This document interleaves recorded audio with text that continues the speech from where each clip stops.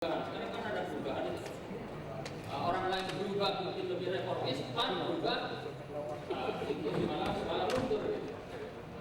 Kongres Jogja konstituen terbesar dari Partai Amanat Nasional, ormas yang secara formal tidak ada hubungan dengan partai politik, tetapi secara real memiliki anggota yang sebagian besar adalah pendukung kenyataan. Tapi kalau dihubungkan dengan apa yang disampaikan oleh Mas Hakam tadi, rasa-rasanya saat itu sementara ini kita mengamati itu.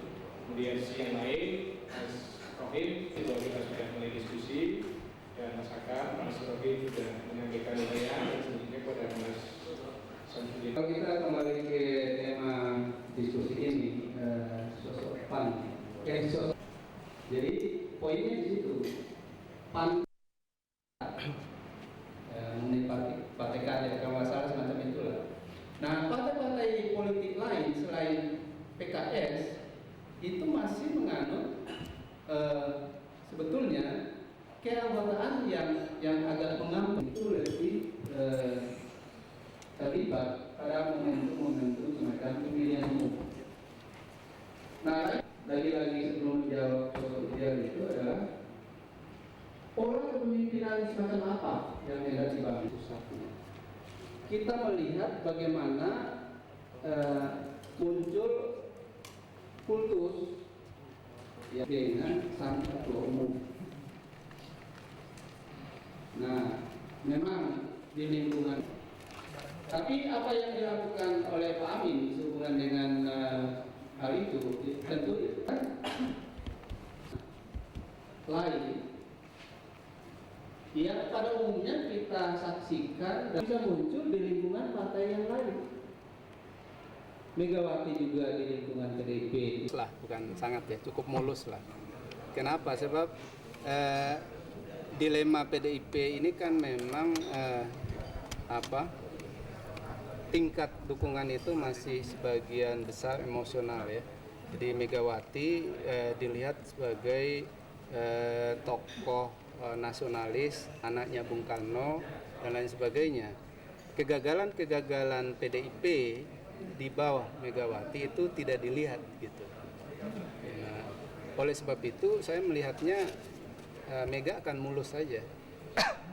Artinya tidak ada kemunduran bagi PDIP, Pak Haris.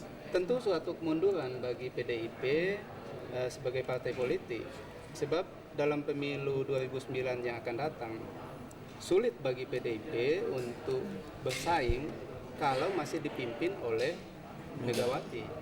Toh kan kita lihat kegagalannya dalam pemilu legislatif, kegagalan dalam pemilu presiden itu sudah menunjukkan bahwa dibutuhkan pemimpin PDIP yang lain yang bisa melakukan penataan kembali atas aset nasional ini. Pak, balik lagi ke PAN tadi. Ya. Selain menjaga jarak dengan ini, ada Samuel Kutu kalau tidak salah. Tapi yang itu 2 hari yang lalu. Saya kira hari-hari ini akan muncul ya. Nanti kan beberapa hasil pleno akan dikirimkan ke DPP. Nanti panitia pemilihan akan mengumumkan siapa yang mendapatkan dukungan 40 DPD atau 4 DPW, dia yang nanti akan dibawa ke Kongres. Nah ini memang saya kira kita harapkan segera DPD dan DPW mengirimkan, sehingga nanti pada saat Kongres sudah jelas siapa kandidat yang bisa dipilih. Dari nama yang disebutkan udah memenuhi syarat dukungan. Yang disebut oleh Pak. Saya kira mungkin nanti akan diumumkan siapa yang nanti akan menjadi bakal calon yang lolos ya. Tetapi nanti ini panitia pemilihan karena memang kewenangan saya dalam ini saya kira lebih banyak bagaimana suksesnya Kongres. Mekanismenya gimana Pak? Berapa persen? Mekanisme tadi yang saya sebutkan bahwa ada harus 40 DPD kabupaten kota atau 4 DPW provinsi, 1 DPW ekuivalen dengan 10 DPD. Jadi bisa 2 provinsi 2 DPW, 20 DPD. Nah ini yang saya kira nanti akan menjadi calon dan nanti akan diketok palu di Kongres, nanti akan dipilih langsung. Sehingga nanti di Kongres tidak ada lagi proses administratif. Sudah ada berapa nama? Di dalam menjaga kesehatan. Jadi motivasi pemilihan dan kesehatan ini rakyat itu terdapat suatu kemajuan, berarti ada tingkat kesejahteraan rakyat itu. Tapi kalau kedua-duanya tidak ada, ya pasti jauh. Inilah Jadi motivasi mengapa jadi kita otonomi daerah, mengapa dengan pemilihan langsung kita ingin bagaimana pembangunan nasional ini harus mampu meningkat serta rakyat dan kesejahteraan. Kalau secara makro harus kita sadari ya sebagai bangsa masih jauh untuk menjadi manusia. Kita ironis sebagai kita mampu kan secara ekonomi. Nah, tinggal sekarang rakyat apakah mampu tentang memahami kebutuhan apa menjadi kebutuhan pembangunan nasional yang fokus kepada pembangunan nasional seperti yang nomor satu adalah bukan Islam, tetapi kalau dilihat daripada Islamnya Indonesia merupakan di dunia ini Islam. Ya. Jadi yang kita bangun itu bukan hanya soal perut saja, kita soal perut, tapi tidak pada soal moral dan intelektual. Apa yang kita butuhkan di dalam pembangunan bangsa kita ini.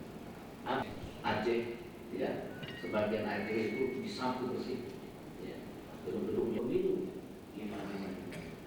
Tadi pemilu sudah yang sekarang ini tinggal 20% umat Islam memilih partai Islam. Karena itu tokoh-tokoh itu yang harus kita harus sadar, ya, sebagai seorang kita biarkan terus menerus keadaan makin maju ke Islam. Ya. Yang kedua adalah saudara sekalian, dan terdapat juga dirasakan industrinya diarahkan ke mana. Yang ketiga, Kita masuk ruang khusus ya, masuk ruang khusus. Aja Pak, sini aja Pak, nggak apa-apa. Sudah stop ya tadi. Oh dia masih salaman ke ujung sana kok. Satu ruangan. Itu ya. Nanti tentang apa? Nanti wartawan kalau masalah sanksi lagi saya aja nanti. Pilkada Pak. Oh, pilkada. Oh betul. Hei. Foto.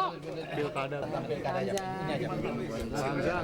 Jadi resminya P3 mencalonkan untuk berapa gubernur dan berapa bupati atau wali kota dalam pilkada? Ada sekitar 200-an. 240-an itu ya. Seluruh Indonesia itu. Untuk gubernur? Untuk gubernur Pak. Itu ada bebelasan itu. 14 gubernur. Ya. Bupatinya Pak? Itu tadi ada 240-an. Yang memang terjadi ada yang bulan Juni, ada yang bulan September, dan ada yang 2006. jadi ada tidak bupati, semuanya. ada wakilnya, ada wali kota, gitu ya. Jadi tidak Semuanya bupati ya, pasangan maksudnya. dan juga satu yang keduanya tidak merupakan P3 sebagai faktor yang dominan, tapi sebagai juga ikut mempergunakan perahunya P3 begitu ya. Masih menggunakan politik kerakyatan Pak? Bagaimana? Siapa saja ya. Jadi terbuka, tapi yang penting tadi itu karena ini pemilihan langsung ya rakyatlah yang menentukan kan. Jadi yang menjadi perlu adanya suatu evaluasi yang benar-benar tepat sehingga calon-calon yang maju bukan hanya calon yang populer saja, ya, tetapi juga yang kira-kira yang memang rakyat itu welcome dengan calon-calon yang ditampilkan. Daerah yang optimis kader P3 pimpin daerah mana Pak? Coba Pak Yunus. Kita sedang bahas di sini nih. Berapa daerah Kira-kira Pak. Berapa daerah Pak? Estimasinya? Estimasinya Sekarang berapa? kita sedang bahas di sini nanti.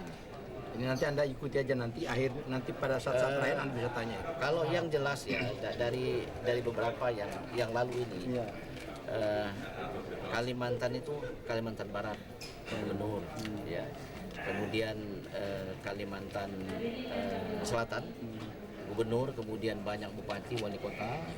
Kemudian Sulawesi Selatan juga menggunakan itu, NTB juga demikian, Riau juga demikian. Jadi yang lalu itu ya. Tapi potensi ini saya pikir dapat berkembang lagi dari sini, daerah-daerah. Ya. Jadi daerah itu yang dipertahankan Pak ya? Bagaimana? Daerah itu yang dipertahankan Pak ya?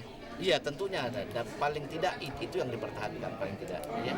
Oke. Silanas sendiri Pak. Silanas gimana Pak? Silanas. Pak, silanas Pak.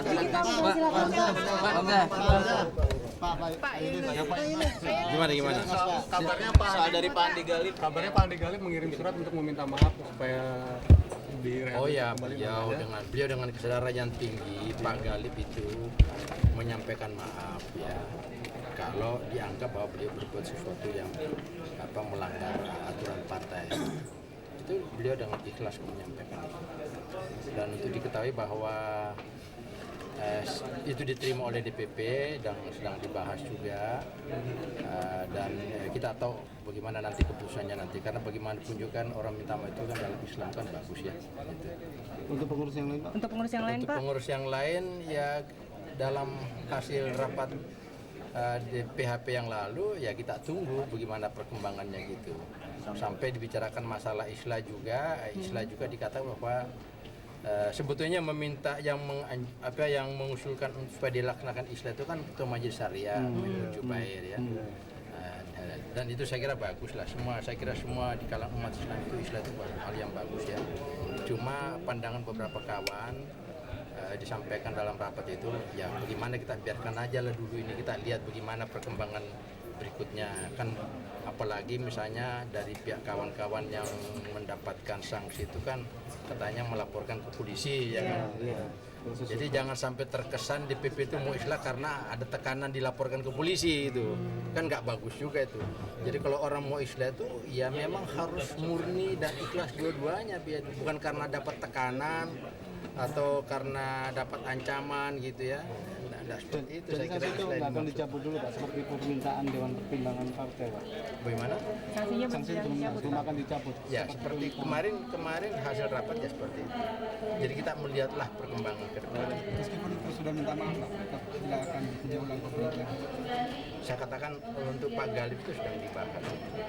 Jadi ada kemungkinan Kan tidak mungkin dibahas dalam satu rapat yang langsung ringkas begitu kan, karena baru dibacakan pasal. Dibahas satu persatu, Pak ya? Tidak, Pak Galip. Ya sebetulnya ada dua yang kita sedang bahas itu. Yaitu satu diantaranya Pak Lukman Hakim Saifuddin. Ya, karena kan kita lihat beliau ini adik kita juga ini ya itu tidak terlalu menunjukkan aktivitas yang memberikan sesuatu kesan tidak menerima gitu ya. Itu sedang dibahas dulu. Ya.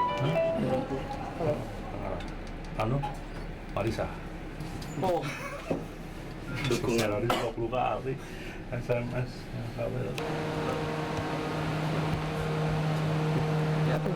Jadi gini ya, sikap fraksi kami yang tidak mengikuti proses pengambilan keputusan politik paripurna karena ada sejumlah opsi.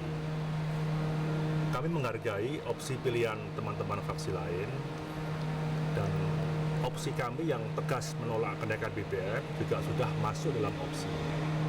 Tapi sikap awal kita menolak kenaikan BBM karena pemerintah melanggar kesepakatan dengan DPR.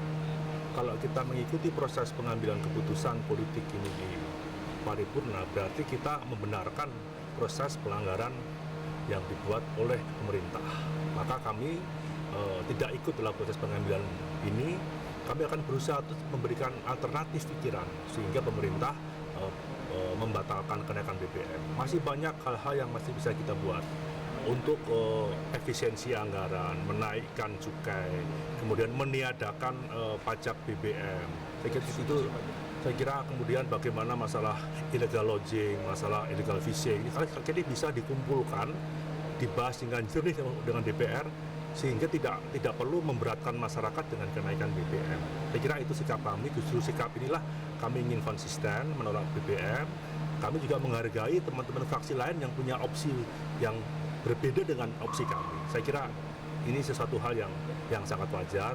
Biarlah kami berjuang tetap di mekanisme DPR.